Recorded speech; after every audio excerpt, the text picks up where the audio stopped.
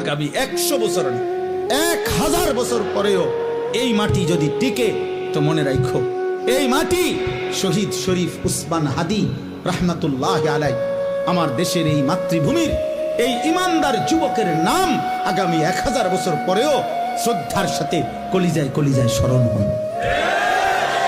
পৃথিবী তাকে মনে রাখে। হ্যাঁ হ্যাঁ, মনে রাখো এই যুবক ইমানদার ছিল। 33 বছর বয়সী এক যুবক, যে সুনির্দিষ্ট কোন রাজনৈতিক দলের সদস্য ছিল না, যে একাই মেহনত করে গেছে আধিপত্যবাদের বিরুদ্ধে, আগ্রাসনের বিরুদ্ধে, মাতৃভূমির প্রতি ইঞ্চি জমিন হেফাজত করতে চেয়েছে।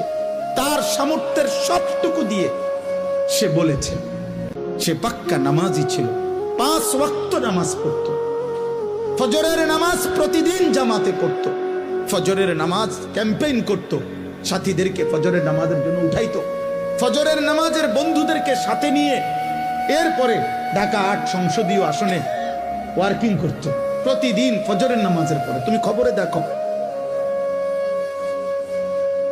তুমি শুনো, দেখো এক যুবক, একই সাথে ঈমান এবং দেশপ্রেম দুইটাই তার মধ্যে সমান তালে ছিল। মাতৃভূমির প্রতিও প্রচন্ড টান ছিল, দেশের আজাদি স্বাধীনতা সার্বভৌমত্বের প্রতিও তার কলিজা ভরা মহব্বত ছিল, আল্লাহর প্রতিও তার মজবুত ঈমান ছিল। আল্লাহ বলে, যুবক তুমি চেয়েছো মাত্র, সে বলছে আমি যদি 500টা ভোট পাই, 5000 ভোটও পাই, তো আমি প্রথম